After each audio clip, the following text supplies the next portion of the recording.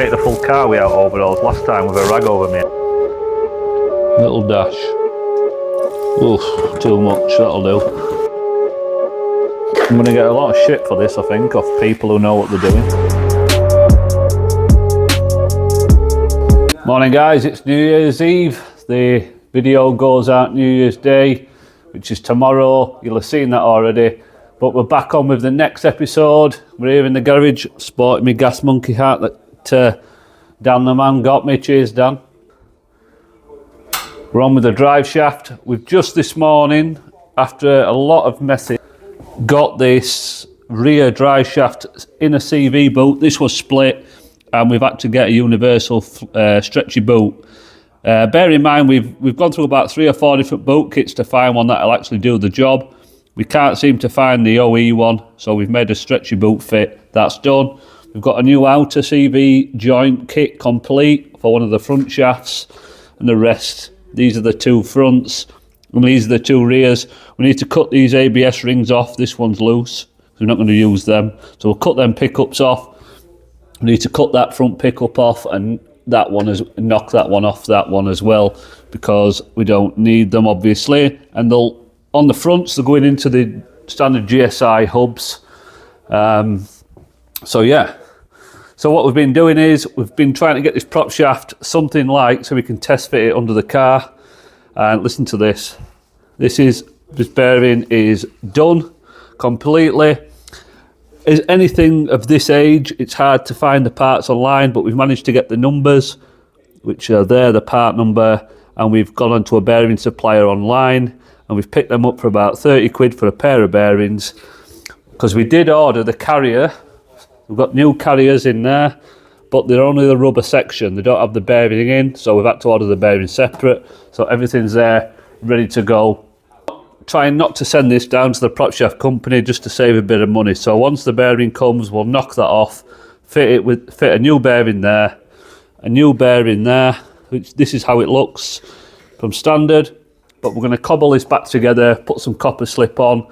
It's in 3 sections. We've got the front section here, midsection, and the end onto the diff. And we're going to see if it lines up under the car. So we've been doing a bit, excuse the voice, I'm absolutely full of cold. Got this gusset welded up, that's 2mm plate, which has been formed to that shape and fully welded. We've got the mount all fully welded in and dressed up. Same on this side, we've got this side done, nicely welded all the way around, the mount fully welded. And we've also, with the advice of my mate Andy Speck, or Specky as everybody knows him, just this bit of box on this rear frame, just as a bit of strength. We've welded some 5mm onto the body of the car, and behind this we've also got some plug welds into that behind this box section, and then the box section is being welded in. That's just to stop any forward and back movement. That is perfectly strong. Now we're going to crack on getting this prepped, undersealed and ready for the final fit. Right, this is where we're at. We've got everything undersealed, got the mounts, all the welding, all the infill patches just on here, all undersealed in. Everything looks really nice. And we've got the differential fitted, and we've test fitted the dry shaft on the near side. Everything lines up really well and fits well. We've got that top bar still to paint once we get finished under here. And the new bolts have come for the mount, them 2 bolts, so we're going to get them fitted as well. Right, it's time to tackle the game of suspension. Right, what we're going to do with the suspension. So normally we would have an independent spring and a damper separate to each other on any older Vauxhalls. I believe the new ones are the same, but handling wise they're not the best. And we've got this. We've got a full max speeding rods kit from AliExpress. This was around 140 quid. It wasn't expensive. So these are the fronts, which we're not going to use, so sadly we only need half of the kit. Got one of the rear coilovers here in the vise, and we've taken the top off it so we can template for the top mount on the coilover turret.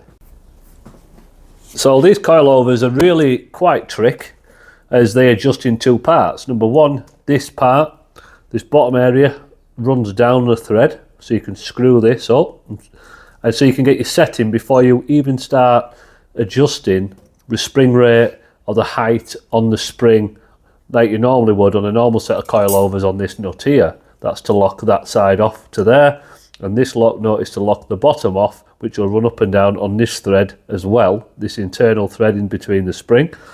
So we can set the ride height absolutely perfect.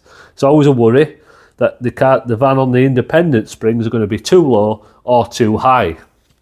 Lots of stuff on the bench, clutches and CV joints, and there's all sorts going on. So we're going to make a template of the top mount in a moment.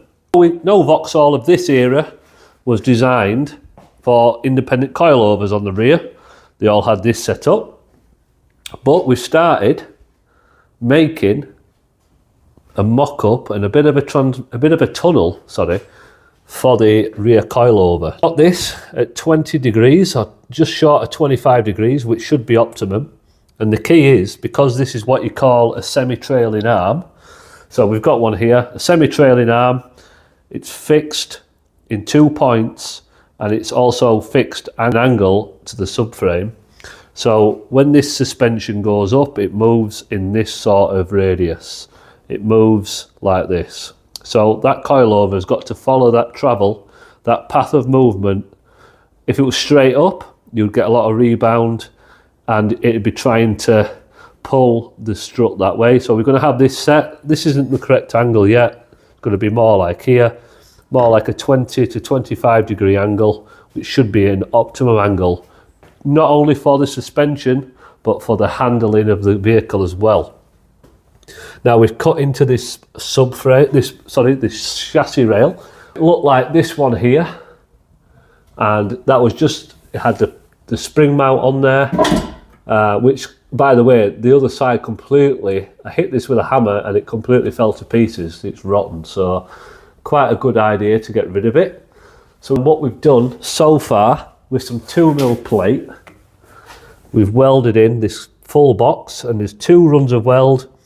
We've welded it to the chassis rail, to the rear of the chassis rail, and then we've created this bit of a square portion here, and we've cut off inside. So this strut top is now inside the van. So what we need to do is we need to continue the box up and then make a mount which is going to be at a 5mm, and then we're going to put a plate in this area here, a domed plate, just a nice steady dome just to come around the radius of the spring, and hopefully we should end up with a nice tunnel for that suspension coilover. And also, this bolt is only 14mm, the coilover is 20. So we need to address the situation and get this mounted properly, and it's going to be a lot stronger and hopefully a lot of a better ride and more balanced on the road than standard. This will stay here. This is the original mount for the damper. Let's continue on and show you what we're going to do next. Where we're at the minute. So what we have done, as you can see, we've got the coilover mounted, and this is its final position. We've made sure we've got plenty of adjustment on this bottom section, on this thread. So we've gone about 40mm over what we're thinking to mount it. So we've got that 40mm of play, that lowering capacity straight away before we adjust the spring rate. We've got it set on a 20 degree angle. And how we've got this installed, so we've cut this horseshoe section and we've drilled in various places, as you'll see, and we've plug welded that to the wheel arch, and then run a continuous weld all the way around. So that just needs dressing and ready for painting. We've then cut this other section of steel, this one piece, it's like a U shape, and then we've welded that not only to the van floor, but also we've then welded that bottom plate to the top of that box all the way around. So that has made a solid box ready for the front part to be welded in. Now, clearance wise, We're going to be running with these VXR snowflakes, which are going to require a spacer, and they do anyway. If we look at the back of the wheel, we've got clearance from that to the spring. However, when the tyre's on, there's a chance that gap will just close up. So, but on the inner side, we've got clearance, and also we've drilled the bottom of the hub to 20mm to take an M20 bolt, which we're going to get a shorter bolt for, and that'll be nut and bolted with a washer and a nylock, super strong.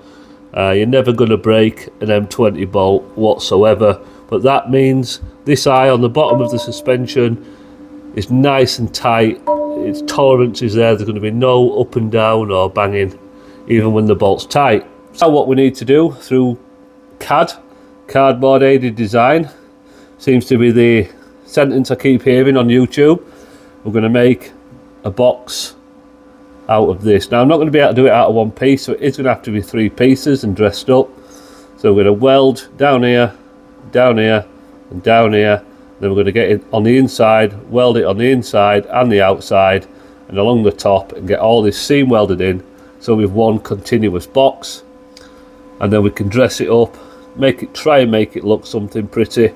And then basically the coilover then is just held in by these 2 M8 bolts. So 2 nuts on there, and whip that bolt out, and then the leg will come straight out.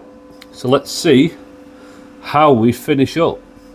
What a couple of days it's been. Look at this. Coilover is fully fitted. We've got the nice turret mount all welded in. We've got this back plate here plug welded, and all of it is seam welded all the way around. And as a bonus, we've got the other side done. This is the driver's side, all done, fully welded. You'll see the plug welds just poking through there, ready for under sealing and shuts in. So that's both shafts in, both coilovers in, and I tell you what, it's been a lot of work, but it's certainly worth it looking at it now. 80% done, so in the next video we should get this thing wrapped up. Doesn't this look awesome? To see 2 rear coilovers in the back of the Mk4. Never seen it before. I don't know if this is the first one to be done. Let me know in the comments. But yeah, we've got both shafts in. Got the new bolts in the top mount, ready for under sealing. But yeah, rear coilover setup in the Mk4 all-wheel drive van. This thing is going to handle crazy.